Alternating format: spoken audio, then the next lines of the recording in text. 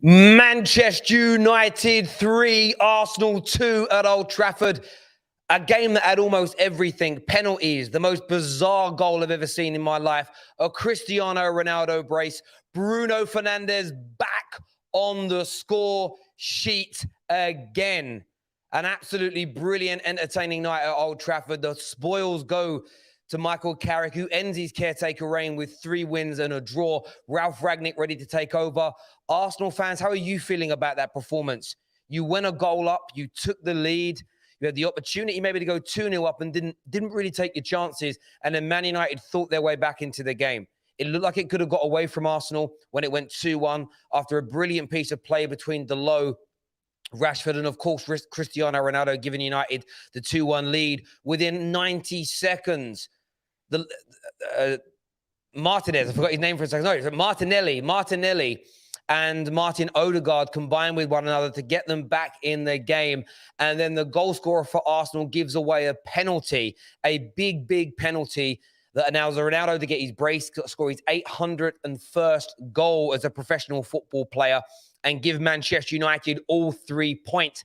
It was everything I thought it could have been tonight. Brilliant moments, some shocking play at times from both teams.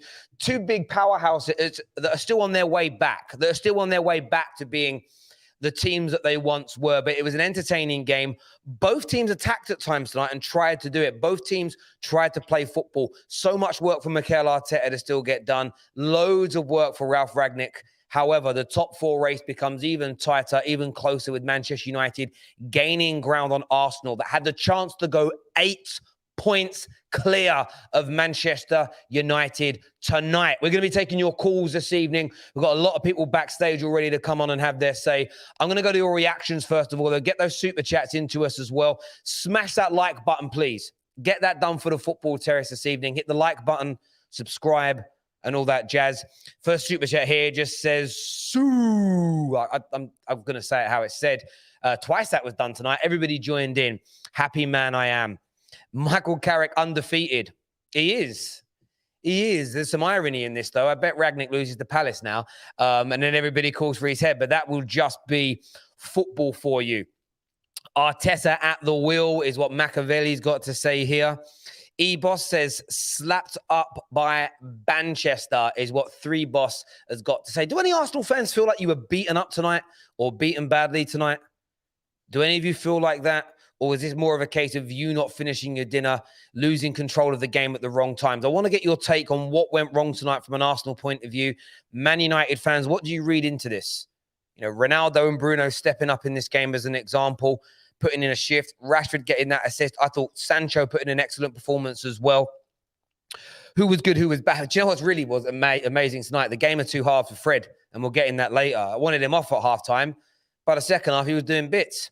Arsenal fans, Thomas Partey, another shocking performance from him in the middle. Lost that ball on so many occasions. Should be bossing it against McFreddy. Didn't. Why? We want to hear from you this evening on the Football Terrace. So many comments coming through now. Keep them coming in. We'll try and get as many up on the screen as we possibly can. This is here. I like how we don't get a pen for Tommy, clear as day. And we will be delving into the controversial decisions tonight with the panel here with me. I am joined by Lee S., big Man United fan, who looks as happy as Larry at this moment in time after picking that up. Man like Adam Charles in the house as well. Not so happy. Not really, man. Not so happy tonight. Javern. Could you make Liez's camera angle a little tighter, please? Thank you very much indeed. Jesse Dyer here with a super chat says, needed those 3 points. Time for the team to get serious now. I hope Ralf has them working as early as tomorrow morning. Arsenal isn't an acid test for where this squad needs to be, is what Jesse's got to say. Arsenal got a free goal and still lost. We will be speaking about that goal in a few moments. I've never seen anything like it. Let me just say from the off, a completely legitimate goal. It shouldn't have been disallowed, but just absolute bizarre carnage in so many ways. Does one half of Slabhead's contract go to VAR? Maybe. If you think it's a pen, let us know. If you think Tomiyasu should have had a penalty tonight, we want to know. Was the foul on Odegaard on Fred a penalty in your opinion? We're going to go through it and delve into all of these talking points tonight on the Football Terrace. Once we hit 500 likes, we'll start taking those calls in from people. Before that, we do at the beginning, super chat time. Fred was my man of the match, was absolutely everywhere, is what Grey Wolf Dinner has got to say. Awful tactics. McTominay should be sold, and Rashford has the mind of peanuts. Delusional Arsenal fans loving it, is what Nabil has got to say. So many more coming through here. Lots of big reactions. Big win from Joshua Jack. Bruno doesn't score in the big games. They all, where are they now? Michael, no subs. Big balls, Carrick. David De Gea, big saves in the second half. And De Gea had to make big saves in the second half because the goal that we conceded was his fault. His ankle wasn't even hurt. He was pretending. So he had to make those saves. Michael Carrick, yeah, I'm really pleased for him. And Bruni, my guy, Bruno Fernandes, I'm not going to say anything. Just very happy for him to silence. I'm sure it'll be changed into Arsenal doesn't count as a big game now. Not wrong.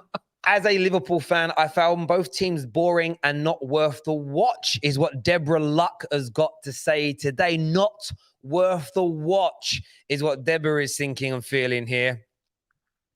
Let's have a look at more of these comments. Big win tonight for United is what Ray's got to say. I think a lot of people agree with you. Spurs 2 points off the top 4 with a game in hand. Come on, you Spurs.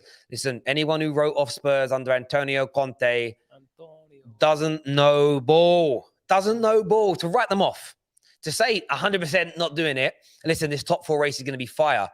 Literally, there's a title race and a top 4 race. Who gets it is anybody's guess. And we'll delve into that later on in the show. A lot of Arsenal fans this afternoon calling for themselves to be made favourites by the pundits, favourites by the media for that top 4 space.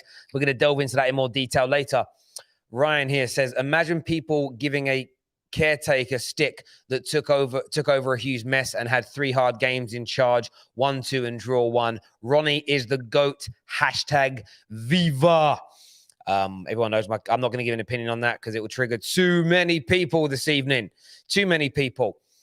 Vol, the producer, says those tussling penalties rarely get given in the box. To be honest, I think they should, but Tomiyasu not getting one is consistent with what we see across the league. That's in terms of Arsenal not getting a penalty this evening. Man like Ads here says, definitely solid. Arsenal have shipped more goals against United and Liverpool than Chelsea all season. Look, I think Arsenal fans have got to look at that element, and we will delve into it. Maybe one of the first talking points. 4 goals against Liverpool, 3 goals against a dysfunctional Man United team. Are there full storms here or not? I want to know. I'm asking questions. I'm not making statements. Don't get your knickers in a twist.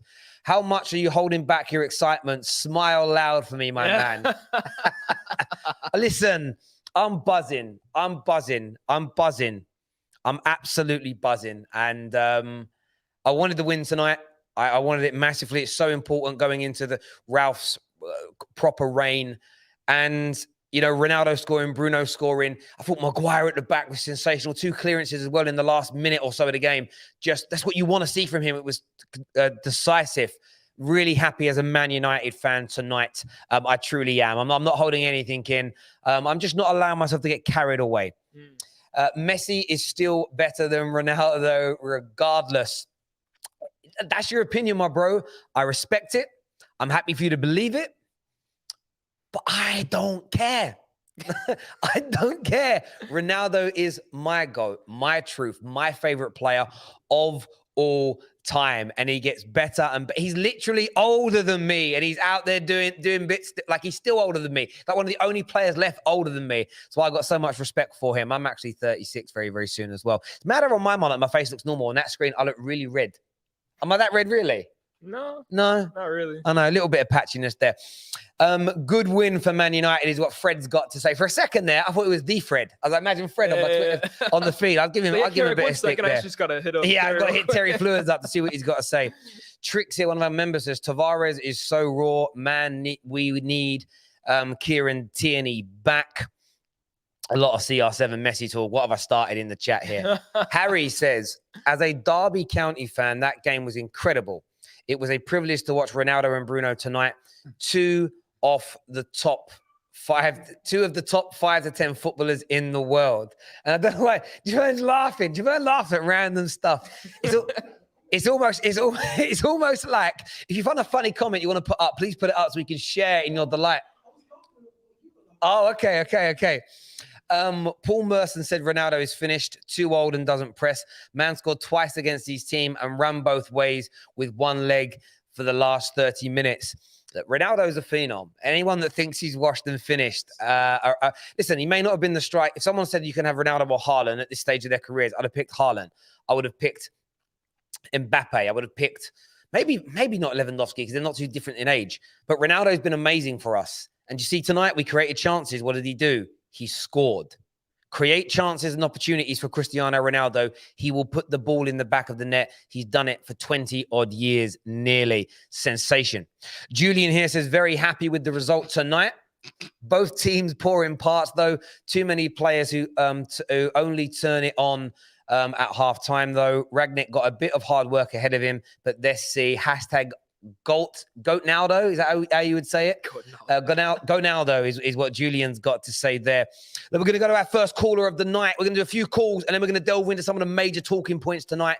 I'm sure the viewers are going to raise them as well. Should Arsenal have had a penalty? Was Man United's penalty legit? Have you ever seen a more bizarre goal? What does this mean for Arsenal's season? I'm not saying I don't think you should be writing it off right now. Whoa. But Carrick just left the club. Michael Carrick has left the club. He's decided to step down as United first-team coach and leave the club following the conclusion of his spell as caretaker manager. Wow, Michael Carrick leaves Manchester United. And you know what? I'm going to give the man a round of applause, man. Absolute legend, Man United player. One of the most successful midfielders in English football and Premier League football history. Not weren't a world-class coach for us. He's learning his trade, but stepped into the helm at the most difficult time and got 2 wins and a draw. Fair play to him. He's stepping down. He's moving on. We knew Ralph was going to have a reshuffle. We knew this thing was going to come. Fans had to remain patient, but well done to you, Carras, because you did every United fan very, very proud indeed. Baz here says, do you think Rangnick can implement his pressing style effectively with little training time? I think he may be able to. Will it be at like Klopp's level? No. Liverpool's level? No. But I think he can improve things. He'll see there'll be subtle mistakes we're making. There won't be this overhaul. It isn't like he's going into a room and says, right, guys, we're going to press today. And they're all going to be like, I don't know what pressing is. Like, they're going to have an idea what pressing is. It'll be subtle changes. And they'll go from there, in my opinion. First caller on the show. Speak to some gooners. We're going to get Jess on the show first. We're going to have Egal on the show. We're going to get who else is backstage here? Who else? Neeks is backstage. Dylan's backstage. Curran is there. Brandon's there as well. We're doing a few calls, discussion point in and out throughout the course of the show this evening. Jason here says, great game to watch as a Liverpool fan. Is the secret phrase 2-0 is a dangerous lead in football? That isn't the secret football terrace phrase. Remember, if we hit 1,000 likes, I will give you the clue that is going to give it away for you to win a PlayStation 5 plus loads more goodies. First on the show, Jessica Black is going to be here with us to have her say and talk us through what happened with Arsenal tonight and the game in general. Hit that like button. Let's go.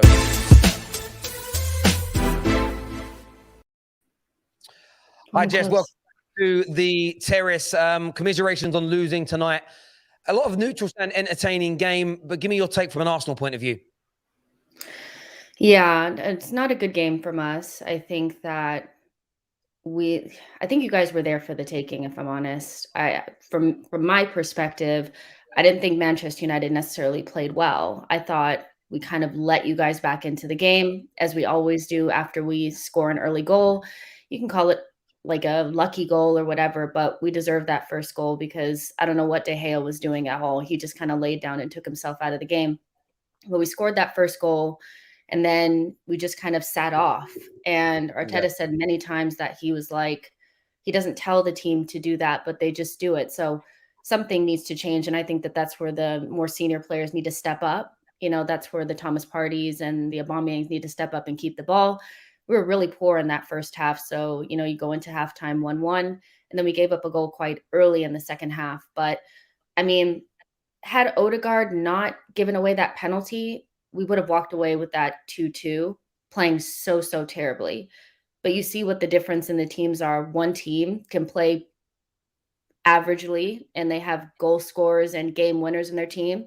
And we have to be almost perfect to win a game, you know, especially one away from home against a decent side. So it's kind of like we still know we have a ways to go. And that's kind of why I've always been about we need a striker, we need another midfielder. I think that would have helped us. We definitely need a striker. Aubameyang was terrible today, and so was Thomas Partey. But you guys were there for the taking, and so I was shocked at how not poor Man United was, but how much we were in that game.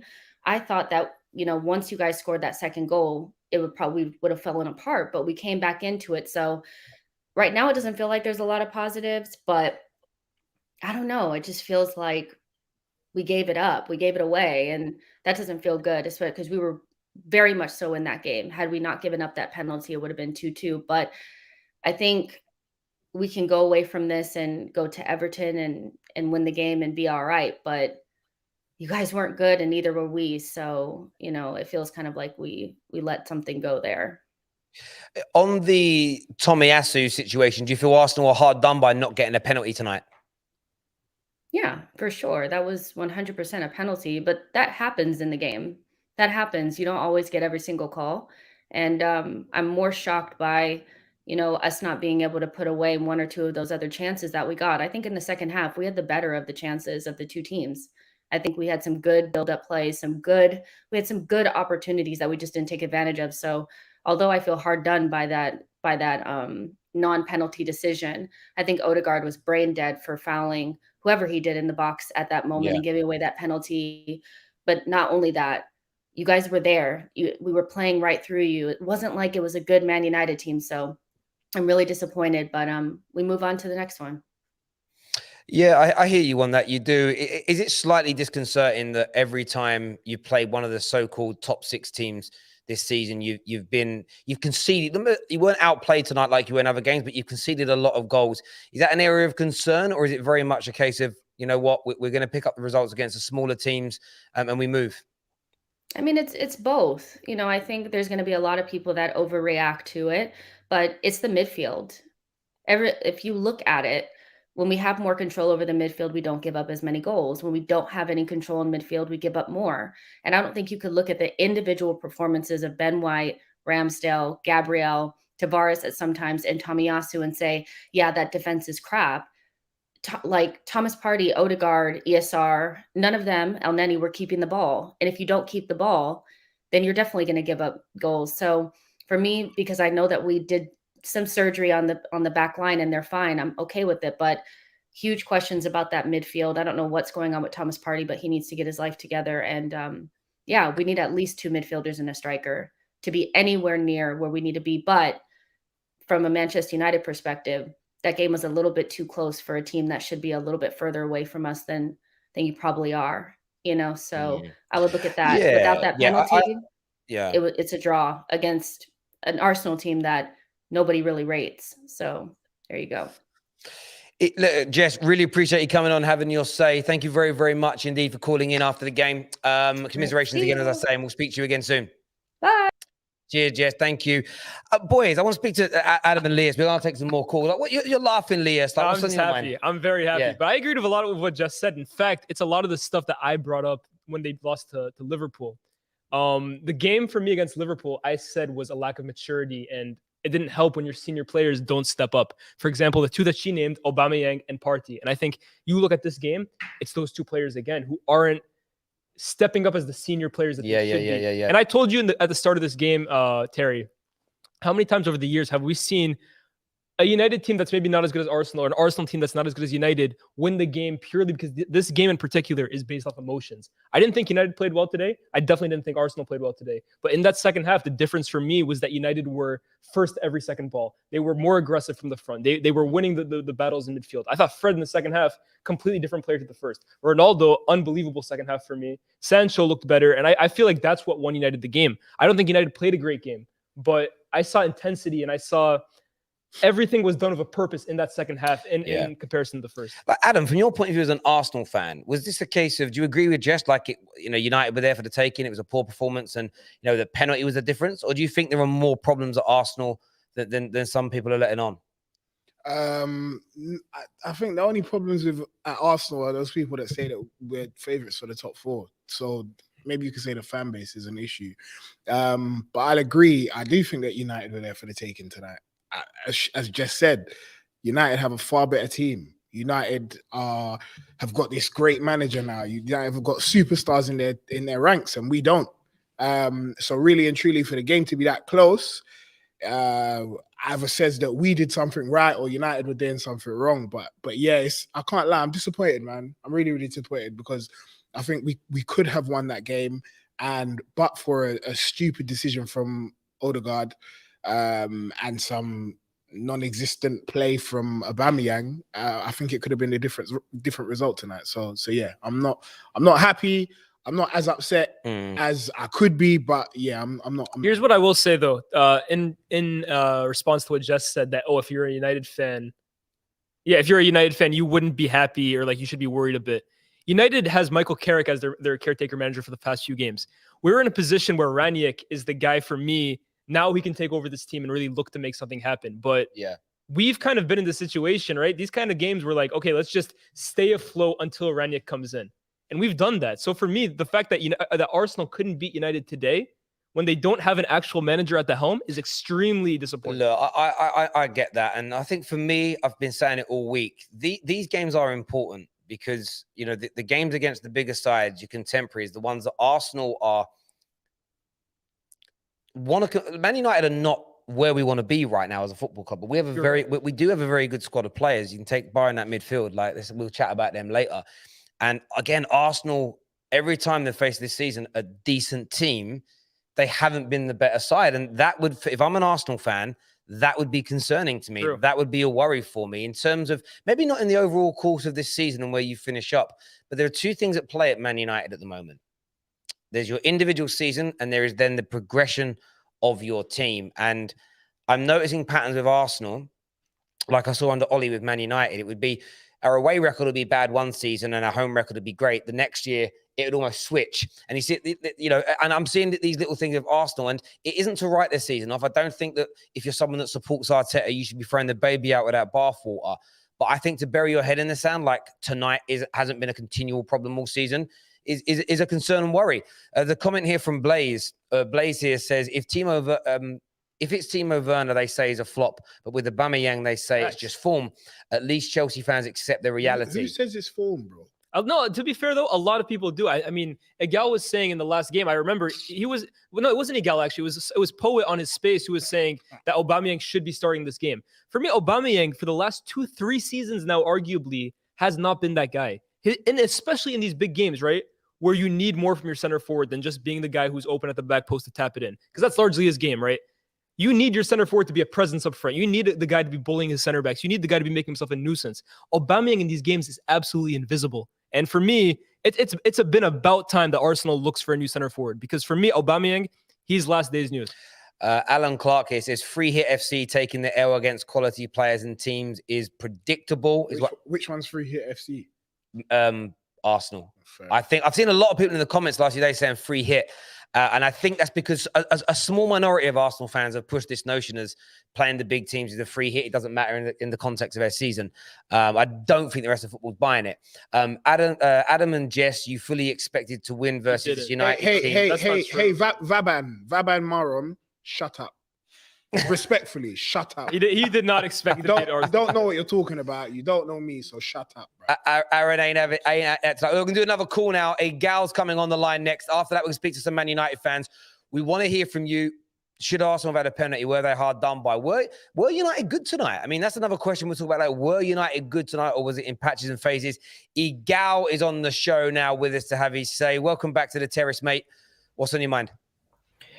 Okay, let me start by saying I honestly don't know where some of these things are coming from. First of all, the goal that Smith Rowe scored, 100% a goal. I don't think anyone's debating that. Then you go on to Cristiano. What was it?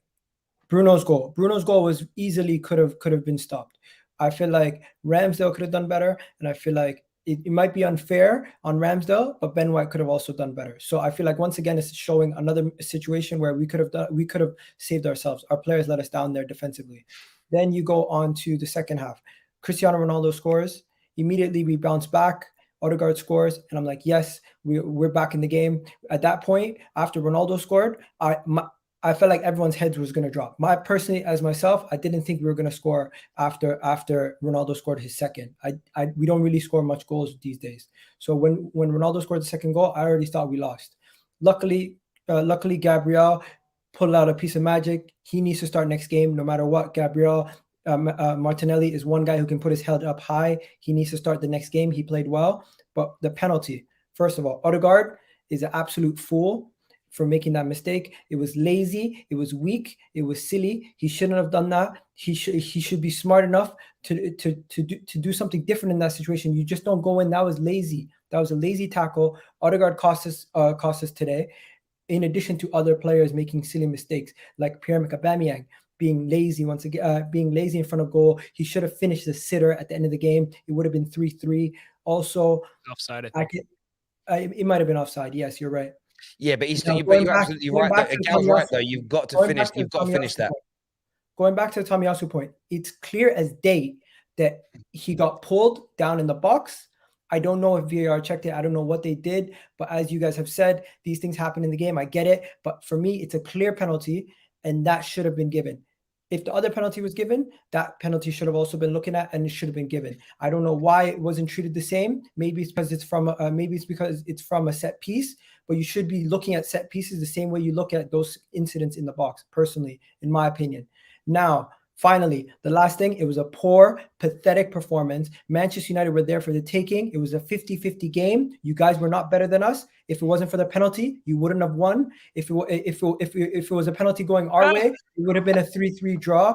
And anybody who said Manchester United, going into this game, Manchester United were vulnerable during the game. For the first 20 minutes, you guys were you were non-existent. We let you back into the game after we scored. We sat back, and that is what gave you the momentum. And once you guys scored your goal, you had the momentum and the confidence to go on and do what you did. I felt like it was on us, and it was a poor performance from our part. From our part, we messed up. You guys did not stamp your authority on us. We fucked, not you. You know how nice it is that you can play a game without playing the first 20 minutes and you still win the game? That's nice, man. That's a nice luxury to have. Yeah, I mean, I don't overtly disagree with Egal. The first 20 minutes, again, Arsenal were what they always do, very strong, very good. You scored what I would call a lucky goal, in the sense of it wasn't a great shot. It was Man United's fault. It was De Gea's fault. I mean, rolling around trying to get the ref to blow up. You will never see a goal like that again in the Premier League for 50, 60 years. I then got worried. I thought they'll be resolute. They've got this defense that people like yourself, Egal, have said is on its way to being sort of title-winning worthy. I worried Man United don't break teams down. But then where I do disagree with you, Egal, is Man United from that point then started to open you up. And the equaliser we got through Bruno, the work and the pass from Sancho cut your defence apart. There was times tonight where Ronaldo was putting Ben White on his backside. We are not in a privileged position like you, where you've had a manager working on his system and his process for the past nearly 2 years or so now. This is a caretaker manager looking after a very good group of players that have had, a really up and down season so far and are ready for a new guy to come in. You're right. We were there for the taking, and you just couldn't do it. That would be a big concern for me. If I'm an Arsenal fan, that's a worry. Not about... You know what it is? It's a mentality thing, Terry. Yes. Every time we go into a game that means a lot. Today was an opportunity to make an 8-point swing. Today was an opportunity to have 8-point gap between Manchester United and our top four competitors, and to be solidified into the top four going to next week's fixtures. Yep. And you know what? We dropped at our first hurdle. I feel like our players let us down. And I'm not looking at Manchester United and saying, you know what, you guys were stupendous. You guys did this great game. No, and I don't think even your own fans would say that you guys had a great game. Arsenal shot themselves in the foot again, and our players let us down. It was a weak, cowardice performance from the entire team at certain points. And you know what? I feel like if we played our game, we could have done better. I am disappointed in my team. I'm disappointed in Arteta. I'm disappointed in Pierre-Emerick Aubameyang. I don't know. He should not start next week. If Aubameyang starts next week, we have major issues. Aubameyang has let us down week in, week out over the past couple of weeks. Yes, he scored a couple games ago, but this guy needs to be dropped. He needs to be dropped. Lacazette needs to start. Gabriel Martinelli, Lacazette, and Emil Smith Rowe in the next game for the front three. I don't care. I don't want to see Pierre-Emerick Aubameyang. Let him sit on the bench for a game. Egal, mate. Listen, top man. Appreciate you you coming on and having your say there with us. I really do. We'll speak to you again soon, buddy. Not happy with Pierre-Emerick Aubameyang at all. He really isn't. We're going to speak to KJ in a minute. We've still got Neeks to come, Curran to come. We've got loads of callers backstage waiting to come on this. I can't stop smiling. No, I want to ask you a question. When Man United lucky, like I'm two Arsenal fans on the bounce. I'm paraphrasing here, but Man United were lucky in their opinion. Do you think Man United were lucky tonight, Lies?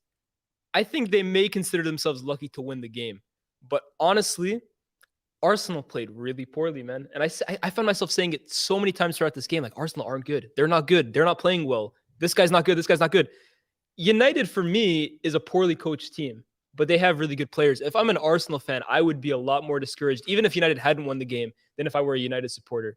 Because for me, this is a team that has got so much hype throughout the fan base. Maybe not from you, Adam, but a lot of fans have looked at this team, looked at this iteration of Arsenal, looked at Mikel Arteta, and convinced themselves, or maybe they are convinced that this is a side that's ready to take the final step. And to take the final step, you have to go to grounds like Old Trafford. You have to go to grounds like the Etihad. You have to go to grounds like Anfield. And you have to put in performances. 1 second. You have to put in performances. And again, just like I said against Liverpool, it's not about losing. It's about how you lose. And it's, again, another timid, pathetic performance from an Arsenal team that's supposed to have this mentality. And I didn't see that mentality today. When you lot are, and please understand that I'm saying this to just as a little scenario. Go ahead. If a Burnley fan came to you and said, we're ready for top 4, Dwight McNeil is the best player in the league. Burnley didn't spend 150 million pounds. Yeah, I know. But if they said that, you're not going to believe them. I wouldn't, no. So why are we believing these stupid Arsenal fans that have come and said this team is ready for top 4? Why would we do that? Why would you even allow themselves to be drawn out? Here's what I'm not being drawn out whatsoever. No, you're not. But why would you let them get drawn out? I just watch it. I just watch it how it plays out. But for me, because Arsenal, to be fair to them, they have been on a decent run of form. They did go 10 games unbeaten or something like that. Man. But it means nothing, guys. You can't go to every single top ground in the league and play like that and expect to make top 4. This is a poor United team. But at the end of the day, they're now 2 points behind an Arsenal side with a new manager coming in. That's got to be terrifying if you're an Arsenal fan. I'm sorry, but it has to be. I hear you on that. We're going to go to some more calls now. KJ's coming on, big Man United fan. Smash that like and share button, people. Up after him, Neeks. And then I want to talk about some of the penalty incidents as well. Top 4 race and take more of your calls. Let's go.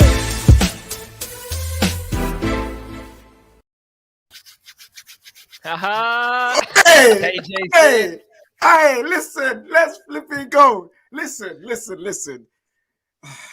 We broke Arsenal Juj. You know how long I've been waiting for this? Thanks. That team have just been a thorn in our side for flipping 7 league games, bro. We finally broke the Arsenal Juj. The way the game started, it was Arsenal Juj or over. The fact that happened, it was a legit goal. No one should argue it. But the fact that happened, it was mad. But listen. All you Arsenal fans, I'm not talking about Adams or the Jesses or the level-headed ones that said it might be a tough game. All the Arsenal fans that said, easy game, whitewash, 3-0, 4-0, our midfield is better balance, better squad, better profiles. Whatever you said, bro, I needed to hold that. Hold it, bro. Hold it. Because you man chat the flipping most, and I love it. Bro. I absolutely flipping love it. And today's game was 2 poor sides. I ain't even going to sit here and say both teams were like, Man United were amazing. No, we're poor. 2 poor sides head-to-head, and Man United came out on top. And that's all it is. You don't even mention, but as a United fan, you should be concerned about where you are, this Arsenal side.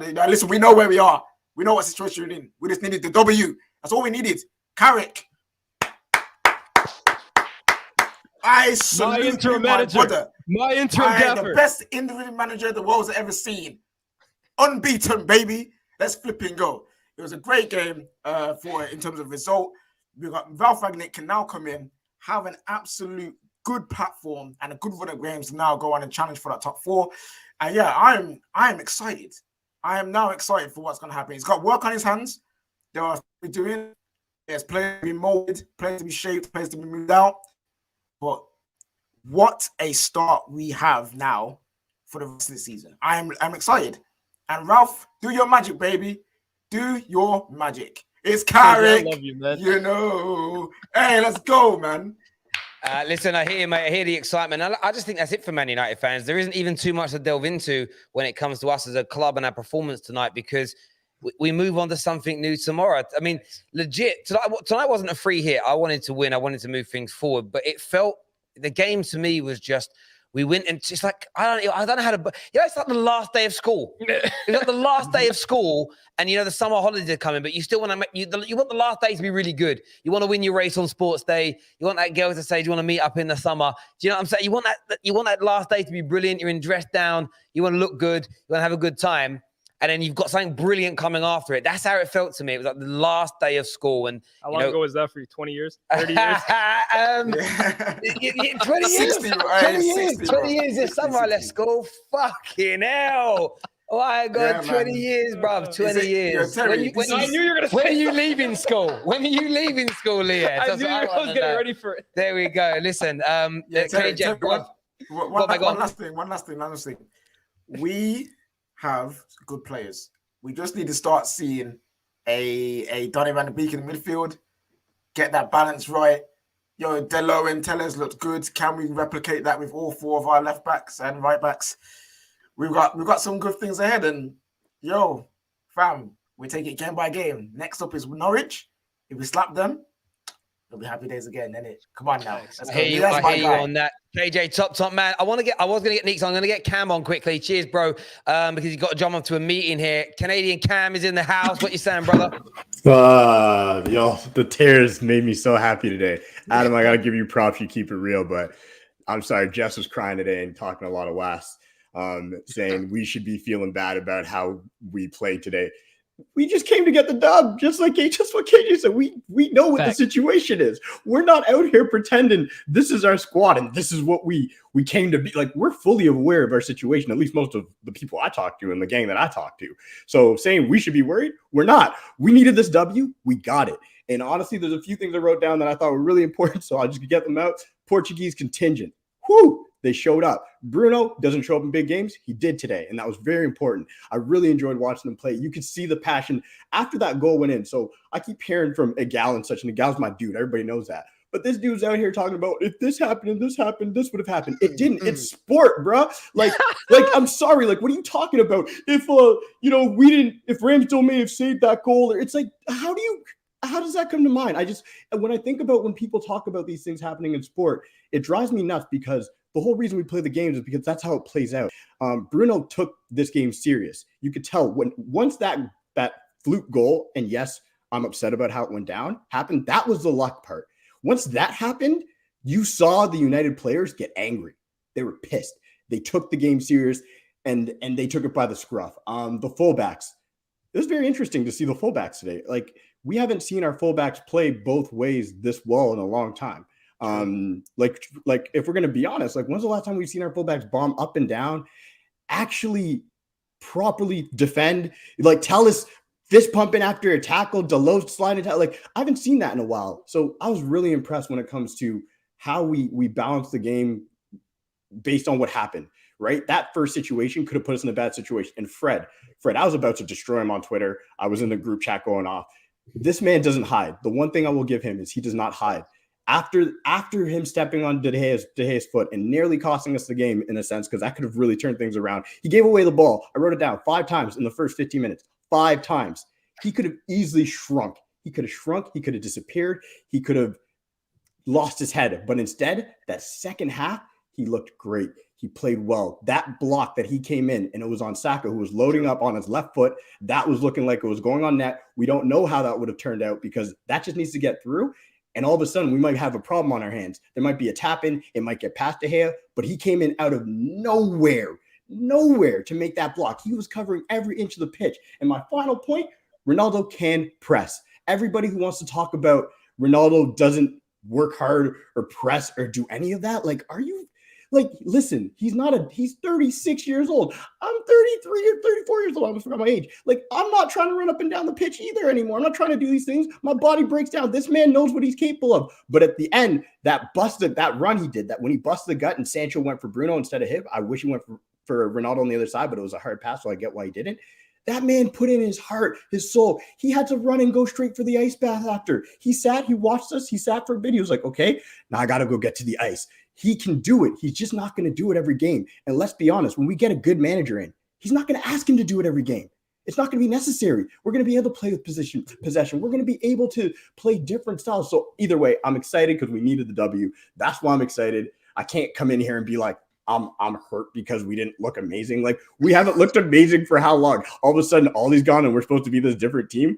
Like, I'm not delusional. Yeah, I agree. I agree with you completely on that. For Man United fans, we've said it all week. It was just that these last 3 games have been just about getting results. And in fairness, it's been about as perfect as we could have expected through this period. It's kept us heads above water, and we now go into Ralph's reign feeling confident and like something good can come of it. Cam, great call, mate. Thank you for coming on and having us. I really appreciate it, bro. Top man. Thank you. Comment here says you lost to a guy who was in a 2-day job. 2-day job. What Nav's got to say there. There was another super chat that came out that asked me about the football test secret phrase. It's just the name Murta. It isn't. It may not be Man United's John Murta. It's just another famous Murta. There's a connection to it. Hit 1,000 likes, and I will give you the biggest clue yet that will make you guess the football terrace secret phrase. Neek's coming soon. I'm going to get Curran on the show next. Big Arsenal fan, a big believer in the Arteta movement as well. Nabil says, Terry, want to hear a joke? Arsenal has title-winning defense, 7 goals in 2 matches. Love the delusion being melting live. I kind of get what you mean. I'm loving it. Cherish this. Thank you, Nabil, for that super chat. Up next, Curran's on the show. Big Arsenal fan here to have his say. Let's do it. Welcome. Forget everything. Sorry, Jake. I want you to speak to Adam. Please put me on Adam. Please, I've been listening to this. Put me on Adam now. Put me on Adam. Hi, Adam. I really like you, and I think you're a cool dude, but for God's sake, you can't just keep dismissing the fan. What does the fan base have to do with how we perform today? Tell me. You said the fan base is a problem. How is the fan base going to affect what's going on the pitch today? I'm not the one. Please, let's answer the question. Let's have a different conversation. Yeah, have a discussion. How about you? Because I hear it's you. Tell us and everyone how Arsenal are top 4 contenders. How about we do that? Okay, cool. So look at the table right now. So we are 2 points off top 4. We've been to the Etihad. We've been to Anfield. We're not going there again. Are we going there again? Our home form is pretty decent. Yes, before this game, if you say to me, I still believe before this game, I still feel like we were the favourites. It was quite clear to me. There's 5 points from Man United. We were ahead of Spurs, and we're in the fight. Ask me now. I'll quite clearly say, look, we looked horrible, and United took advantage of it. Now it's a 2-point race. They're back in the race, and that's what the facts are. You can't just say that from 1 minute we're top 4 favorites, and that minute we're out. And I agree. I'm not going to flip flop like that because I do believe in what we're doing. But the fact of the matter is, this first half of the season has been very much up and down. And there's going to be days like this that are bad. And yes, Liverpool was bad as well. Yes, City was bad. Chelsea was bad. But the fact of the matter is, despite no, but you got to let me finish my point. You got to let me finish my point as well. I promise you, we're going to finish. You can laugh. All right, bro. You got to let me finish my point. After all of that, after all of the shit, and my dad will live to 684. It makes sense. Yeah, okay, cool. No. But the fact is, after all of the shit, we're still 2 points off top 4. All of the shit, we're still 2 points off top 4. And that's my point. My point is, I agree that these performances have been horrible. Partey in that first half, Tavares today, there's been so many bad performances. But all my point has been, and I predicted a win. Lia's quoted me, cool, I'm more than happy to take the L on that. But the fact of the matter is, despite all of the shit we've gone through, we're still only 2 points off top 4, and we are very much in this race. That's all my point was. Fair enough. Fair enough. Maybe I heard we were favourites, but fair enough. I'm happy. No, to but be the thing is, if I'll we are, tell you why. I'll be the first to admit and hold my hands up and say sorry. Cool. No, but I wouldn't. I don't need an apology. It's okay. Everyone has their opinion. It's not a diss at you. You can have your opinion. That's fine. But the point is that I'm trying to make, and I'm not making this personal at all. The point I'm trying to make is that if you look at how we are, if we look at the even though we're going through these horrible points, and they are horrible, and you can hear I'm so mad at this result. We threw that game away. We really did. And I'm so disappointed. I'm disappointed in Mikel. I'm disappointed in the players. But the fact of the matter is, despite all of this, we're still in the race. And we've gone from favourites to in the race. We've gone from favourites to in the race for me. When have you been, legitimately, I'm asking this as a real question, when have you been favourites?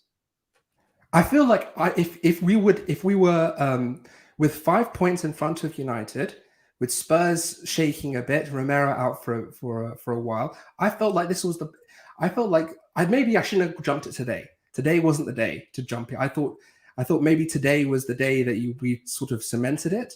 And I thought maybe because Romero is now out for a couple of months, United, if we'd beat them, it would have been 8 points. Maybe I jumped the gun. I'll admit I'll happily hold the L on that one. But the fact is, it's now a race. And the fact is, we have to now look at this as the season goes on. European football for other teams, we won't be in Europe. We have to look at the fact that we've gone to these grounds now. We're not going there again. Now it's about the whole thing. But you know we're going to Stamford Bridge though, right?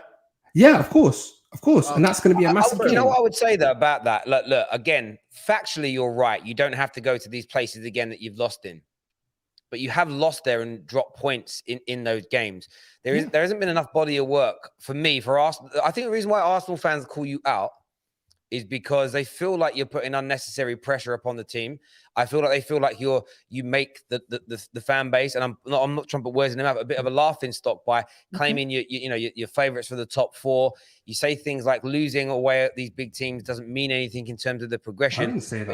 But in the same, I'm just saying a generality about these really positive Arsenal fans at the minute. But at the same time, we're playing down these games as not being that important, but when you win them, they're used as big benchmark moments as to sort of shut down Arteta out as progression moments.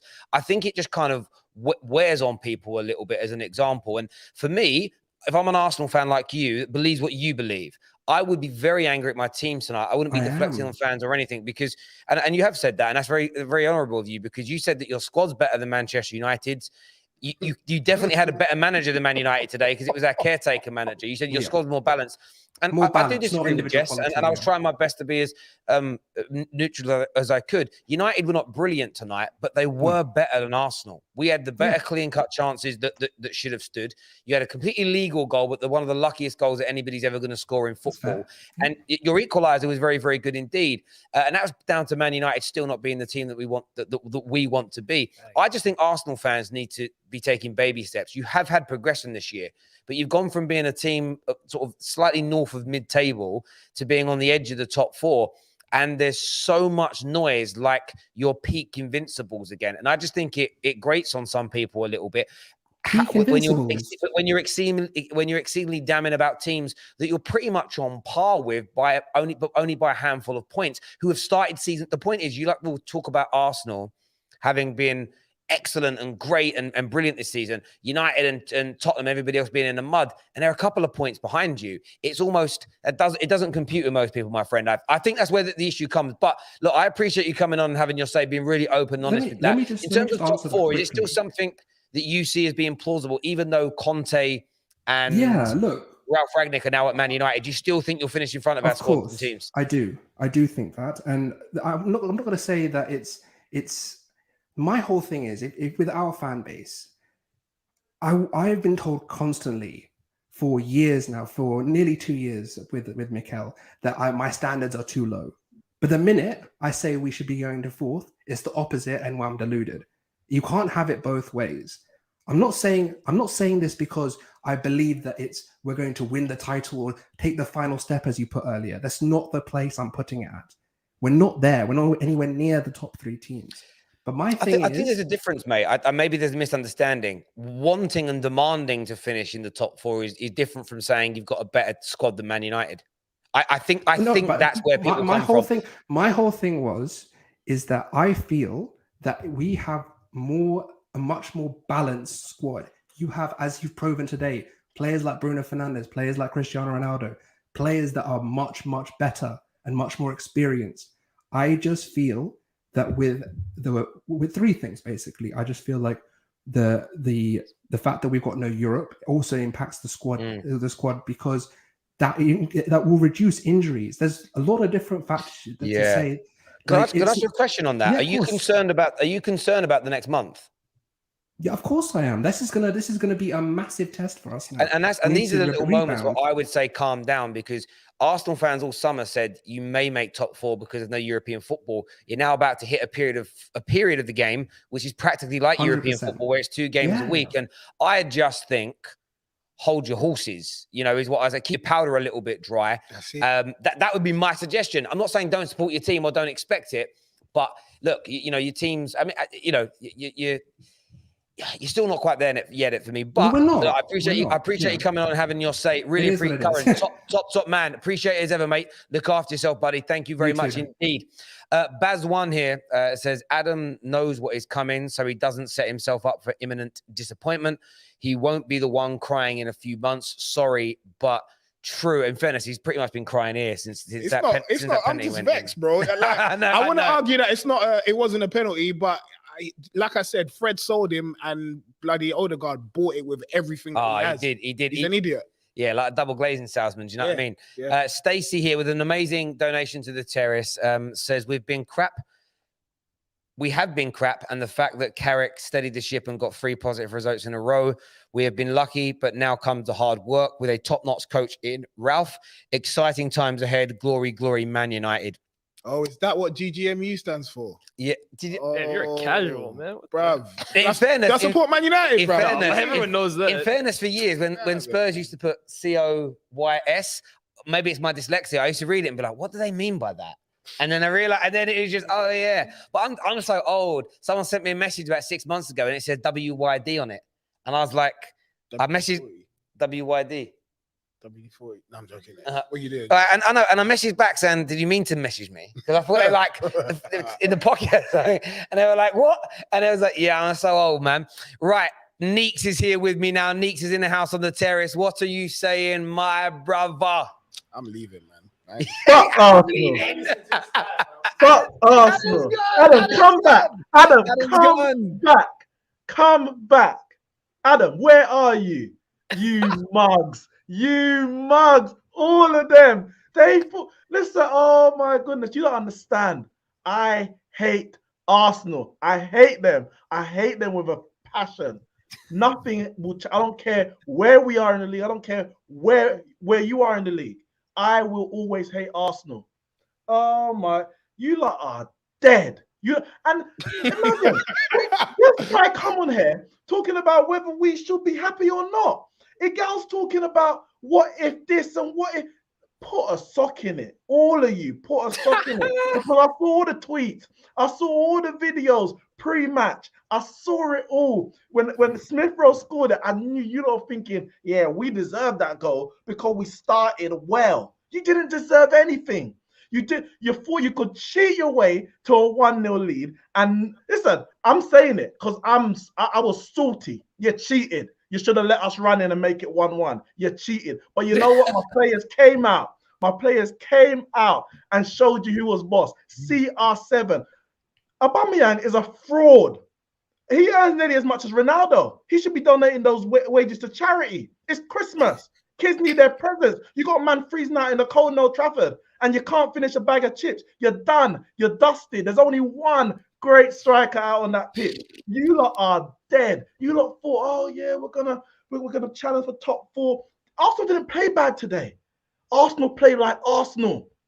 This is Arsenal. This is the way Arsenal played against every team this season, and it's when they play against a good team, and we're not even playing very well. We're actually playing bad. When you play against a half-decent team, you get turned over. did we deserve to win? Of course we deserve to off, win. man. More big chances. Get this We guy have- off. we He have said he equal said shots. enough. You are dead, man. Get You out are of it. so dead. I love the Nick- tears. I love it. Oh, come on. I can feel that coming through. And you mentioned there Ronaldo, and I was just sitting here while the callers have been coming in. Our two Portuguese maestros this season have been ridiculed, dragged over the coals. I keep seeing all the big blue ticks, all the big media outlets talk about Bruno and say, like, I think he's expected XG in the past 13 games has been like 0.0 something. Hasn't had a shot on target for this amount of time. They completely ignoring the most creative player in the Prem and the most creative player in the Champions League. And they moan that when he isn't scoring, what else does he do? He pops up tonight. And by the way, I want to make sure I get this right.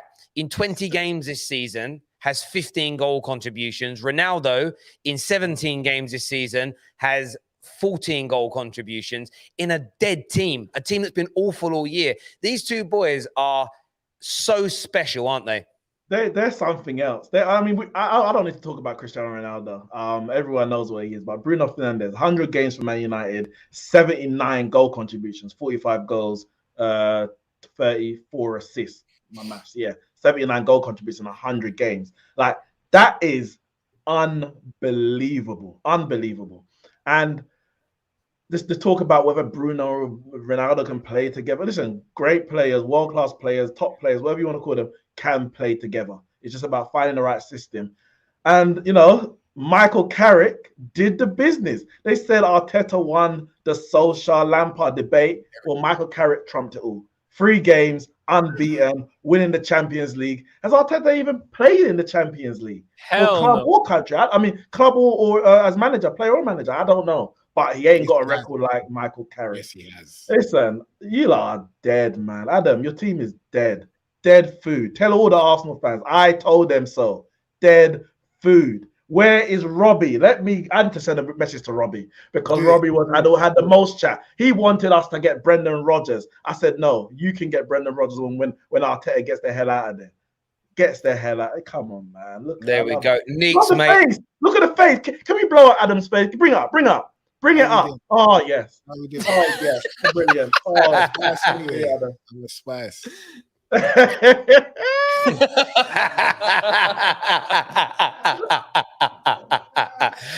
Neeks, my guy, listen, enjoy your evening, my friend. Excellent results tonight, and on to the Ragnick era, mate. On to the Ralph era, brother. Speak to you soon, my friend. Look after yourself. There's Neeks, happy as Larry. I want to speak top 4. There was a super chat here that says, panel thoughts on Tottenham's sort of win today, and with an easy run of games, Conte can implement his system. If we make it to Jam with decent points and then go into the transfer window, like I think he's won. Has he won 3 of his 4 Premier League games? I'm not sure. Possibly. What did they do last week? Did they win? I swear they won. Did they draw or they win? I don't know. That's why I asked because I didn't know. It might be casual. His start hasn't been as like if you take away the Europa Conference form, their form has been pretty. I'm going to check now. Someone in the comments will probably remember before I do. I mean, for no, it was postponed against Burnley. It was postponed against Burnley. They played Everton and they played 3 games in the Premier. He's won 2. And drawn 1. Yep. I fancied him to beat Burnley as well. They've got that game in hand now. Correct. But the point is, they've got that game in hand and they've got Conte. Man United have got this brilliant squad and Ralph's now in. You've got Arsenal who, look, I think half the fan base think you can do it, the other half don't. You've got West Ham that have been punching above their weights. Like, Adam, I'll start with you. Where do you see that 4th place spot going to now that things are starting to really heat up before the festive Realistically, I think it's going to go to Manchester United. It's Chelsea, Liverpool, City and United. That's who I had in the top 4. I just didn't know what order everyone was going to finish. So yeah, I still feel that's going to be the case. I think if someone is to drop out, it's going to be Manchester United. And if someone is to go in there out of Arsenal and Tottenham, I guess it's probably going to be Tottenham. I don't see West Ham finishing there. I don't see Leicester doing it. I don't see Brighton doing it. But I do think that it's Manchester United's to lose. And if anyone's going to get in there instead of them, it's probably going to be Tottenham. Elias, are you confident in United doing it? After today, I'm very confident. Honestly, I thought today, Terry, the reason I was so nervous and excited about this game was because I knew how much it meant. You lose, you go behind 8 points to Arsenal. You win, the distance is between 2 points now. And for me, this United team, it's the best team it's the best of the rest. That's how I like to call United. The problem is Spurs have an elite manager. And as much as I like Ranić, he's not at the level of Conte. If Conte is given a budget for this January and he's allowed to bring 2-3 players in that can clearly play this 3-in-the-back system, they will be there at the end. Will they finish top 4? Maybe not. I think United have enough quality to make it at the end. But Conte is so good at what he does. And I mean, you already look at a player like Reguilon, for example, plays that left wing back position in back 5 now to perfection. Conte, if he can get those players in from maybe Inter Milan, which is most of the rumors coming in, they will be in and around those positions. But I think United, the quality will tell in the end.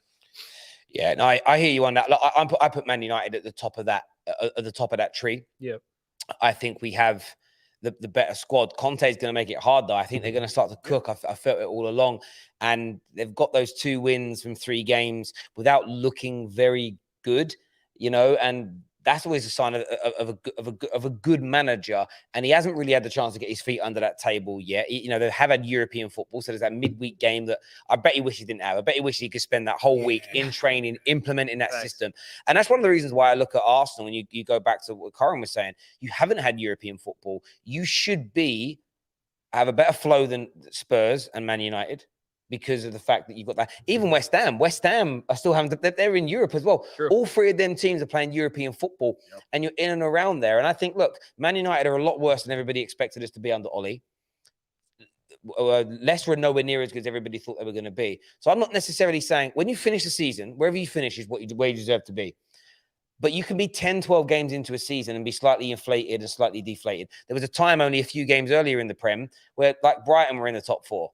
It isn't about, that was an inflated position for Brighton and it was going to level out. Now, Arsenal were a better team than Brighton, but it's taken them a little bit of time and they will start to level out. Arsenal, for me, I think they can finish 5th. I think they can finish 6th, but they could still finish 7th or 8th. Yeah. And I just think fans have got to slow down. If Spurs and Man United, just them 2 teams, if West Ham maintain what they've done all season for the rest of the year, but Man United and Spurs hit the form that their squads are good enough to do, and the managers make it out of them, they won't have a chance. They won't have a chance of top 4, and that's not even being disrespectful. It's just looking at, which is why the bookies didn't have Arsenal as favourites based on going away to those grounds first of all, because they know what to expect to come, and the favourites is only based on what the bookies think. And they were never gonna turn around and say Arsenal odds on and Man United are 20-1, because then everyone would have lumped loads of money on it and they'd have lost loads of it. So the bookies favourites, you've got to understand why they put the odds out they do. But yeah, look, Man United for me favourites, I would say, followed by Tottenham, then Arsenal and West. I'd say I'd put Arsenal in front of West Ham. I think you've got more chance on West Ham. I do think you've got more of a chance on West Ham. I think the thing with United, right? I think the example that you just gave of leveling out is perfect, because some teams are coming down to earth. United, for me, were at their rock bottom. Like, the football we were playing before Ollie was sacked was honestly the worst could get. And you've seen now with a manager that honestly has no experience. He's never been a professional manager. United has enough quality just in itself to get through games. They've just went through Villarreal, Arsenal, and Chelsea and went undefeated. The minute you get a serious manager in here, I think you're going to see such a massive improvement. And if they're already close of Arsenal, Spurs, and West Ham now, I think the gap will just be completely closed within weeks, in my opinion. Yeah, I honestly, for you lot's sake, I hope this thing works. If this appointment does not work, dear God, and not even from me, not from me. He's got a lot to say for someone. No, bro, you won't get it from me. I'll keep my mouth closed. But from everyone else, dear Lord, bruv, you are gonna get it. But if we don't do it, I'll give it to my own club. I'm not. This squad is good enough. It's whether or not this manager can get it out of them. It's whether on, and I hope that he can. What we have to remember is this guy isn't going to be the manager for the long term. That's true. So it's almost, he is still an interim. So from my kind of perspective, it's one of those things where I feel like Manchester United, they need to step up now. They need, my expectations of my club now are higher than they've ever been in the post-Fergie era, because this is the best squad we've had. We're going to spend more money again now to help. We have to deliver, and that's on me. More money in Jan. I think we may spend some money in Jan. I think they may, when it comes to, they want to really go for it. Bring me Haidara. Yeah, so that'd be nice. That'd be nice. We've got a super chat here from Deborah that says, still owe you in our bet. God forbid, not today, that all the rabbiting give me a date. Ronaldo rude and obnoxious after bad-mouthing Messi. Be a sportsman. Deborah, what we'll do, the next Man United game, we'll do the bet. I won't mention Ronaldo's name in the whole after show, and then you'll donate that $1,000 to the Football Terrace. I can definitely do that. I just hope it, yeah, that's the bet, man. We have to set the date though, so we know when to do it. Is the phrase like signing for Man United? No, we have gone past 1,000 likes, people. So if you were waiting for the secret phrase, this is the word I'm going to give you. Michael Owen. That's your clue. Michael Owen. So what are all the clues then? If you haven't been watching my shows, you can do one. Yeah, I got you need to do it. The clues are there's a connection to Arsenal. Rivals hate it. You love it when it happens to you. The Manchester derby has a big connection to this. Spurs and Liverpool have famous examples of this. The name Myrtle is a connection to it. And Michael Owen is the clue. I think I know it. Simple as that. But keep that stum, please. We're going to do some more calls now. Development of youth. Not quite. That isn't what it is, Maria Williams, but thank you. I know what it is. Yeah, I think I know. All right, cool. Well, we'll get them super chats in, my people. Thank you for hitting that like button. Next on the show, we're going to go back to some Gooners now. Gooner Express. Then we've got Brandon on the line. David's backstage as well. David's coming. Did you see that Bernardo Silva goal the other night? Bring me David, man. I can't even chat to this guy. Right, Gooner Express is here with us now. What are you saying, mate? Well, I don't know what to say in terms of anything positive. It's just another brilliant performance by Arteta's men, isn't it? Like, I've had enough of Arteta, Terry. I've had enough of him since Aston Villa 3-0. Obviously, we had our run. I kept my mouth shut. I said, there's positives going on here. We're winning games, whatever else. We're beating the smaller teams, which is what you need to do if you want to get top four. But then it's the same thing every single time against the bigger teams. Just the same performances, and it's been the same performances in that winless, lossless run. But obviously, because the quality of the teams we were facing was worse, we didn't get punished for it. But it's the same thing. We score, we sit back, defend, concede goals, and then we don't know what to do. Arteta today got it completely wrong. In terms of the starting 11, I thought that was good enough to win. I think they showed that in the first few minutes. But again, we score, and then we sit back. We sit back the whole game. We do nothing. We concede goals. We get that goal back from Martinelli. Bit of brilliance from him and Odegaard. Again, Martinelli proving why he needs to start more games, really. I thought he was the best player for Arsenal today. But again, it's the same thing. You bring on substitutions in the 70th minute when we go down 3-2 when we needed them earlier. Aubameyang did nothing. Partey was just average the whole game. I thought he was better in the second half, but in the first half, he was abysmal. Him and El Neni gave away the ball 23 times combined today. And it just proves that this team aren't good enough for top four. I agree. Mm-hmm. But I think with a better manager, they are, or at least they can challenge better for top four. With a better style of football, with a more attacking style of football, with a few better players, we definitely can get top four. And Arteta's not this guy. He's too defensive. He doesn't have a good enough attacking system. He keeps playing the wrong players that are out of form, such as Aubameyang. I don't know why he started today. He didn't deserve to. And again, he proved why he's just not good enough and why I think he's finished. Partey, again, out of form. I know why he's going to start, but again, he just wasn't good enough. And it's the same thing in terms of, again, sitting back. And people keep telling me that Arteta's not at fault for that. It's the players, blah, blah, blah. But the players are his players. So if they're refusing to listen to his commands, but they're his players, it shows they have no respect for him, or it shows that it's him. It's a him problem now. It's happened too many times. It's the same thing every single game. We're still not picking up points against the Big Six. The only team we've actually picked up points from in the Big Six this season is Spurs, but I expect to beat Spurs every year anyway.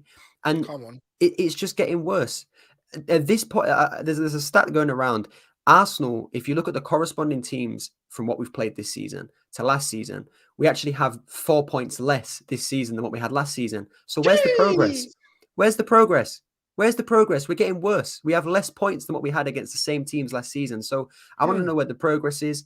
Again, we lost to Man United. We beat them last year. So, again, the progress is just going down the hole. And I can accept that Man United are a better squad. I can accept they're a better team. Ronaldo, Sancho, whatever else. And United did play well today. I thought they could have played better, but you got the win. So you're not going to be too bothered about it. But you were for the taking. You had, you had Carrick at the wheel, who's an interim. You're getting a new manager, whatever else. some of the confidence might be a bit down for certain players. You had a few injuries as well, and we didn't capitalize on that. West Ham drew yesterday. We didn't capitalize on it, and we do this every single year with every single manager since Wenger. We don't capitalize on other teams' failures. So where's the progress? If there's progress, then we'd be capitalizing on it, and we aren't. So again, I'm still Arteta out. I still will be until the day he leaves because he's not good enough. His style of football doesn't work. It doesn't fit the players we have, in my opinion. The players either A, don't respect him, or B, he keeps telling us to sit back, which again is costing us games. And every year it's just getting worse. The results are getting worse. Yeah, we're fifth still, but you know, United are coming back now with Rangnick. As I've never writ Spurs off fully this season due to like what Liège was saying with Conte, brilliant manager. You know, he can make any team look good, and he's showing that with Spurs. And then West Ham are still doing what they're doing. So there's a chance that we still fall down to 7th or 8th. So Arsenal need to improve. We need to bounce back in the next game. But yeah, it's another loss against the top four. Quick 15 question, bro. goals in 4 games now, man. Quick question. Go on. Where did you get your hat from? I like it. I got it. I think you know where I got it from. The Arsenal store, obviously. You know, I can't help myself. I keep chipping money into the Cronky's pockets. I know. I beat myself up every day for it, but you know, I support my team. I went all out on Twitter the whole week trying to back this team, trying to say that we'd win, whatever else. And it gets thrown back in my face again. And this is the thing. I'm bored now of being told by positive Arsenal fans that we're good enough, that we can beat these teams. And you know, they are persuading me on this side, but Adam, I'm with you, bro. Like, look, I said we'd win today. I hold my hands up. I said that we should get top 4 and that we definitely can. I hold my hands up to that. I still think we can with the right manager. But with Arteta, there's just no way. We're not good enough. We don't score enough goals with this guy. We've conceded 15 goals in the 4 games against the Big Six. And I'm not counting Spurs because it's Spurs. That's 15 goals in 4 games. And we scored 2. Like, how can anyone sit here and tell me this manager, with the way we're playing, can get top 4 when you're shipping 15 goals in 4 games and you're scoring 2? I just don't get how. And this is in your good patch as well. You're going to go through bad patches. You know, teams are going to up and down. As I've said all along, I think you've made progression this year, steady progression. And I think that should have been celebrated and people be happy with it. I think some people have laid. I don't think it's having high standards and saying you're better than you are 2 completely different things. And I just. Yeah, I hear where you're fighting the good fight, Gunnar Express, bro. I got slated just like you the last few years, and the good times will return, hopefully. But yeah, keep on being realistic, bro. There we go. Gunnar Express, top man. Thank you for waiting patiently backstage and coming on, mate. I appreciate it. Top man. Thank you. Brandon's on a lot of you have guessed the secret phrase. The closest person to it, Hardy, when he said homegrown talent. It was a really good guess. In relation to that, no one's got it right yet, though. Adsir says another top performance by my boy Fred, not allowing any late entries to the Fred hive. Sorry, Lias, but your entry has been denied. I'm not a Fred fan. Like, do you know what? In fairness, I wanted him off the pitch in the first half. I thought he was atrocious, giving the ball away, trod on his goalie's foot that helped lead to a goal. But he did come alive in the second half, and when he came alive, like. You know, I thought he killed it. I really did. Can I just say one thing about Fred? Honestly, like I was telling you, when you told me, Lias, you're just a Fred fan, I was very surprised because most people know me as a huge Fred critic. But I want the club to be successful more than my own personal agenda. So if it takes Fred proving me wrong and showing what a great footballer he can be, I'm more than happy to eat humble pie. Brilliant performance second half. Mate, I want all the players that have been rubbish to prove me wrong because that means Man United get better. Like, no agenda ever from my point of view. Right, Brandon's coming on the show next. Big Arsenal fan. Just keep hitting that like button, people. Over 1,100 likes, which is astronomically good. Thank you. Keep smashing it. Brandon's on next. Give me your thoughts, my friend. Bottle job FC, mate. Yet again, this is a typical Arsenal performance that you see year in, year out. And it's a disgrace, an absolute fucking disgrace for these Arsenal fans to continue just making excuses. Yeah? Today was an opportunity for us to go 8 points clear of Manchester United, to establish ourselves in the top 4 race, and we've bottled it again. And I'm fed up with it. I'm fed up with hearing bullshit excuses as well.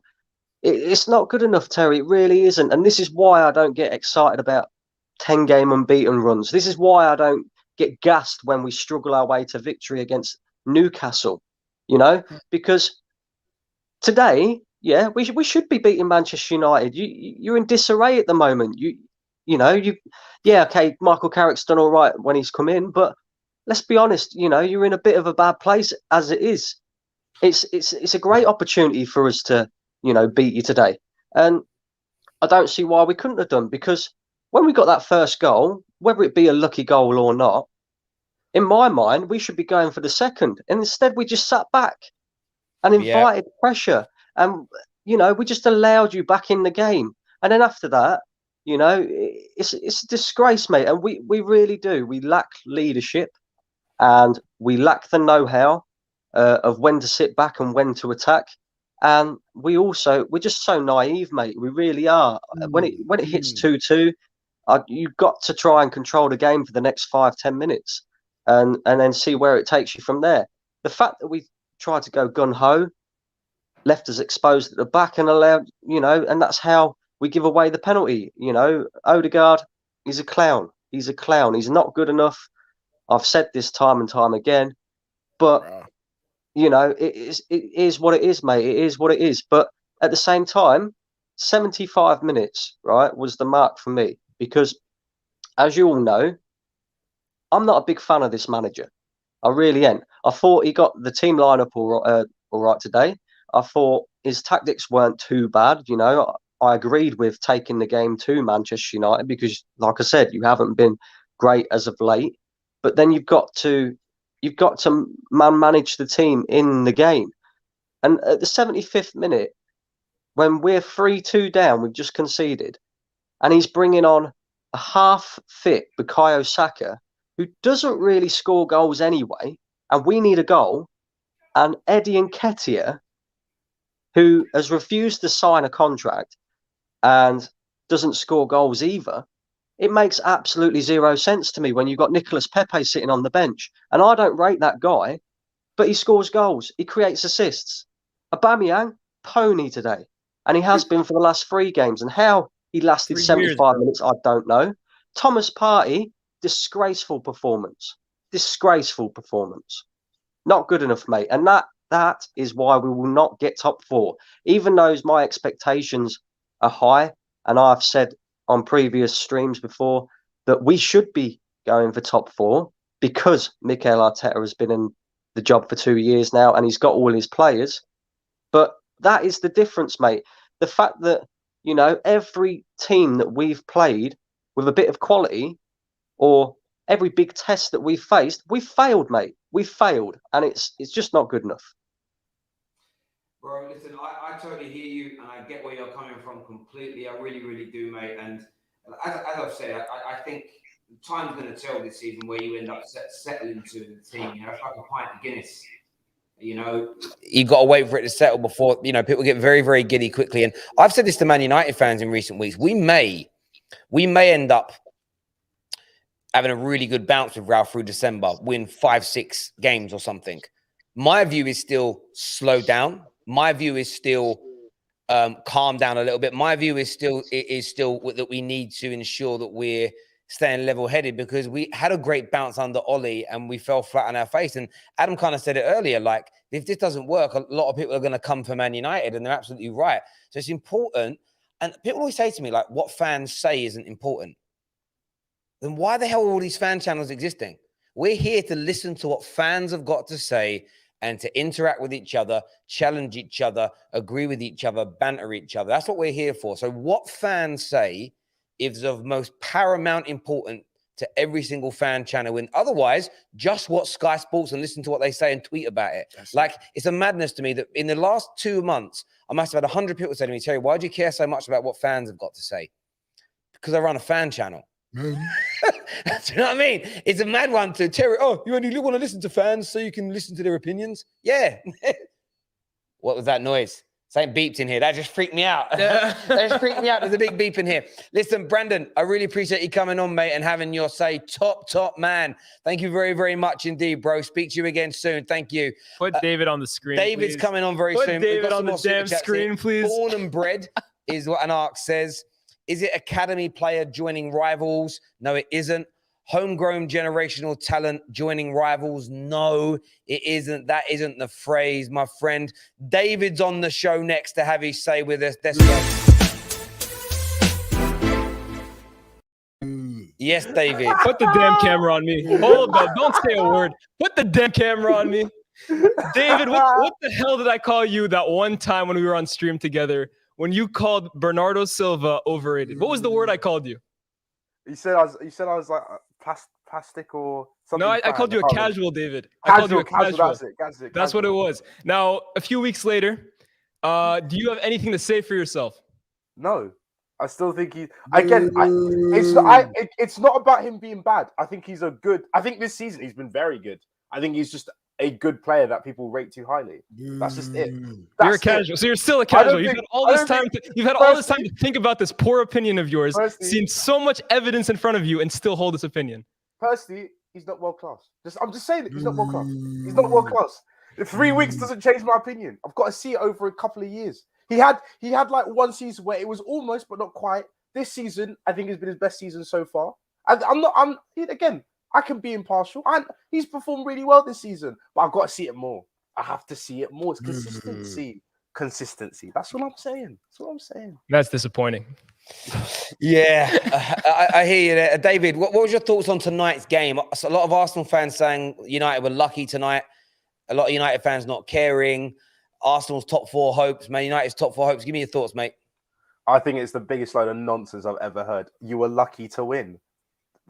Like, if people are just there, like, if Ramsdale had made this save, or if De Gea hadn't done this, if Fred had done that, it's like, bro, it happened. That's how sport works. Like, it happens. You have to talk about what happened. And ultimately, Man United were the better team. Neither team was great. I'm not going to lie. You're both kind of on the same level right now.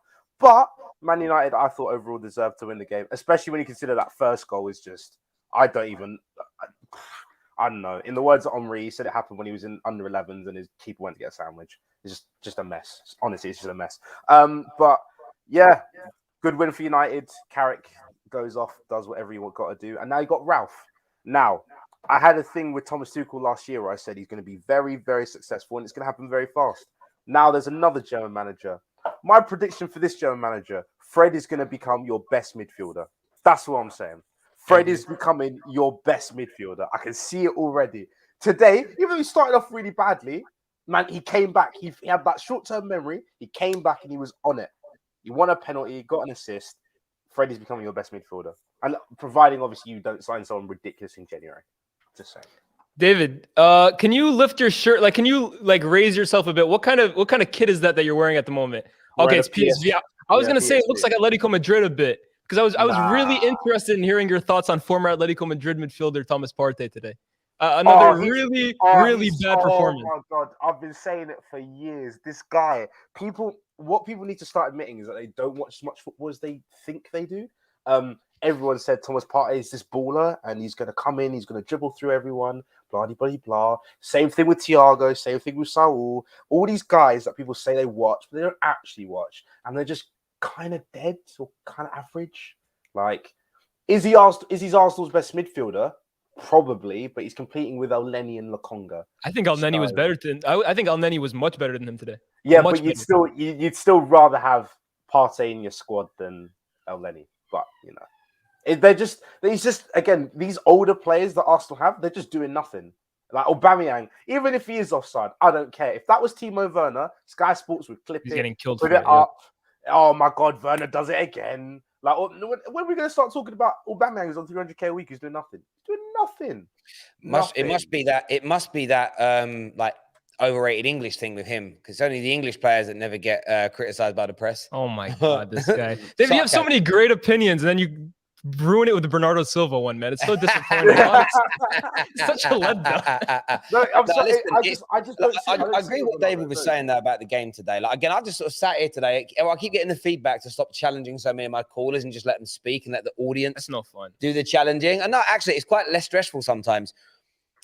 I kind of get where they're coming from the angle of, yeah, if the penalty didn't happen, but who knows how Man United's attack would have continued after that point. You don't know, right? It's something happened, and it's, you know, sometimes you get two chances in the space. My dad pointed out, I tweeted saying stupid last night. Liverpool had two chances to score in the opening 90 seconds against Everton, and I tweeted, said they could be 2-0 up in 2 minutes. My dad said, well, they wouldn't have been. He went, they would have still been celebrating the goal when the next chance was created. So they wouldn't have had two chances. It would have been 1-0. It's like, yeah, that's actually true in the context of things, right? It's a bit like counting. You know, when you get sometimes your team shoots and the goalie saves it, and then you have a shot from the rebound and the goalie saves it, and you count that as two chances. I count that as one chance because they happened. One doesn't exist without the other. So there's a little bit of that. But what I would say to Arsenal fans is this: what about games where Ramsdale's pulled off 4 or 5 great saves, and you guys have celebrated his brilliance and have said, no, you can't discount it. We still won the game. Ramsdale's one of our players. Tonight, it happens to Man United, and it's not a valid reason for us to win. I love that. I just love the hypocrisy. Chelsea fans get it all the time. We always get it all the time. But to be honest, right now, I think Arsenal are in a really false position. I'm not going to lie. I just don't think they're a very good team. I know. Chelsea hater, whatever. I just don't think they're a very good team. I think they're about as good as Brighton. I think that's like their level. Like 7th, 8th. That's probably where they're going to finish again. Fair enough. David, great call as ever, mate. Be good when you're out of turn to get you in the studio as well soon, mate. Take care. I can't wait to see you stand next to Lias. It's going to be another Land of the Giants for it again. Take care, mate. Top man. Thank you. Ian's coming on next. We're going to have man like Devo. Devo's coming on. Remember Devo from America? Swear. I ain't seen that guy in time. I know, but it's been a long time. He's coming on soon. Ian's here all the way from Toronto, Canada. What you saying, brother? And by the way, all the good guesses, I didn't put them all up on the screen. Judas, good guess, isn't the answer. Oh, do you know what? If we hit 1,500 likes, I'll connect that to another one of the clues, and it might make more sense. So Ian's here with us now. What you saying, bro? Hey, how are you guys doing? Yeah, not bad. What do you want to say, my brother? I don't know. Like before the game, I saw all the hype from the Arsenal fans, and I was really excited to see the letdown that they have after the game when reality strikes again. Because at the end of the day, I think as Arsenal fans, you have to come to the reality that your squad is just not good enough. Like, you have El Neni as a starting midfielder. Like, that's the definition of mediocrity in the league. Like, when you compare the squads, look at this. Like, United, we're not top 4 right now, but like, compare the squads of Chelsea, Liverpool, Man City with United. And arguably, I would say United is still up there with one of the top squads, just looking at squads regardless of the manager. Then you look at Arsenal. How many players can you name from that squad and truly say belong in the same bracket or group of those other 4 teams? Like, at the end of the day, I think Arteta probably is outperforming with the players that he has, but he's not a good manager at the end of the day because he finished 8th for the last 2 seasons. And I've said this numerous times. Just the level that we sacked Solskjaer after finishing 3rd and 2nd, but Arsenal's still sitting with Arteta, who finished 8th 2 seasons in a row, just shows where the clubs are at and like what the clubs want to achieve. So that's nothing's not giving any credit to the Glazers because they're still the reason we're being dragged down. But at the end of the day, you can still see the ambition that they want the top 4 for that money, and they're going to do anything they can to get that money. And they're going to sack a manager who's come 2nd last season, and he was not doing well, and we sacked him, and it was almost like it was needed. So I don't know. I don't know where the delusion of Arsenal fans comes from, and I would love to know where this confidence that they build up. I was worried before the game because the level of confidence these Arsenal fans project is almost worrying because I'm like, wait, am I missing something? And then we watch the game, and then reality strikes again. I just love it. I just love watching the hype from Arsenal fans and just them getting knocked down, back down to earth. It's just lovely. And listen, great call, mate. Thank you for coming on and having your say. Appreciate your points being raised again. Well spoken, my friend. Top man. Thank you. Devo is on the show next. Big Arsenal fan. Welcome back to the terrace, mate. Long time no speak. My guy, long time, man. Yeah, not just big Arsenal fan, diehard Arsenal supporter. You know, wow, fair play. Yeah, so I mean, you're gonna ask me how I feel. I'm never gonna be that bothered. I mean, it's a 3-2 loss at Old Trafford on a Tuesday. Like it's gonna happen. These are the kind of games that we live for. It was a 5-goal, interesting, from start to finish Superfest. I loved every second of it. I'm not upset at my project, nor do I think that my project is derailed by a loss to Man United with 2 goals coming from Cristiano Ronaldo. Like I'm excited with and you know me, Terry. I was one of the loudest ones screaming Arteta out, and I was upset as could be at Edu. Some of these signings, but I've had to eat crow. Ben White's been great. Tomiyasu's been great. Tavares has kept Kieran Tierney sitting on the bench. Aaron Ramsdale's been the best goalkeeper in the Premier League this season. So all in all, I think it's an up year for Arsenal. And I think that's saying a lot considering how down we've been. But I like where we're at, and I like the way that we look. I think losing our first 3 was tough, but you're going to have these matches. You're going to have Liverpool. You're going to have Man United. So I still think it's looking good at Arsenal, a lot better than it did to start the season. Love to get you guys' thoughts on that. This guy's gonna get dizzy walking around. Can I say one thing though? To everyone who's always talking about Americans not knowing about the game or not loving their club, this guy has Arsenal Football Club's logo tattooed on his chest. That's loyalty, man. Respect. Yeah. Thank you. Yeah. No, this much more than a club to me. I saw Arsenal at Highbury in 1994. It was life changing. I've spent a lot of time on the grounds. Terry knows. I'm the American Gooner. This is my club. So, but I'd love to know you guys' thoughts on our progress. We're not there yet. I think we're a little bit artificially high at 5. I would love to see us compete for a European spot this year, but I believe in the project now. At least I see some semblance of order. We're going for those players 23 and under, and I think that it's gonna serve us well in the long term. Adam, I'll hand that one over to you, my dear friend. Do I believe in this project? I have to. And I guess I'm sitting on the fence. I have to believe in it because I was thinking about it earlier. If Arteta were to go, we are right back to square one because we've backed him with the type of players that he wants, with the profile that he likes. And again, I'll always go back to it. He went from head coach to manager in the space of 6 months or something like that. So yeah, it would be remiss. It would be stupid of Arsenal to go back to that point in a couple of months. So I'm gearing myself up for the project because I believe it isn't going to go any other way. And I think it's going okay. As Terry has said, we have made some progress. It isn't as far as some people might be suggesting. And I think there is a long way to go. And I think... So let me ask you real quick. I was just going to say, we're probably the only manager in the top 6 that doesn't have a super manager now. So I don't know where that leaves us. Well, I think it means if you're led to believe by the interview with Josh Kroenke, like they last time they said be excited. I know it became a stupid hashtag on Twitter, but they did go out and splash a ton of cash on Nicola Pepe. What I want to see is, will this team go out and spend the money? You're going to have to replace Lacazette, as I believe he goes to Atletico Madrid. And I do believe that you're ultimately going to have to find a better striker than Pierre-Emerick Aubameyang, who I believe is past it. Will they spend the money and go sign Ishak from Sociedad or Vahalovic from Fiorentina? I think that's going to be your question. Will they go out and get Arsenal a big-time striker to really push for top 4, or is that a summertime window type thing? And I'll dip out and see what you guys think, man. I love the show. Really appreciate you having me back on. Oh, man, thank you very much, bro. And a big thank you to everyone that's tuned in. Lots of people with their guesses for the Football Terrace secret phrase. Not quite there yet.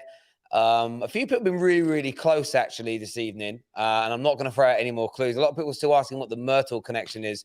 The next time we hit a milestone on likes on a show, I'll give you the connection of where Myrtle's from. If today's clue hasn't made it easy, I thought it would. I thought today's you go, boom, you get what it was. But we'll do more of it because we do want to give the prizes away on the terrace. Of course, the clues are cryptic. They're not just going to be blatant. There's be no point. They're meant to be a little bit of fun. Everyone who's tuned in, thank you. Every phone caller, every super chatter, every member, thank you. Adam Charles, thank you, sir. Thank you very, very much indeed. Lias, we won, baby. We won. Come on. Javern on the tech tonight. Man like TJ as well in the house. His first match reaction show as well. Good fun. Until next time, people, look after yourselves. Take care. Goodbye.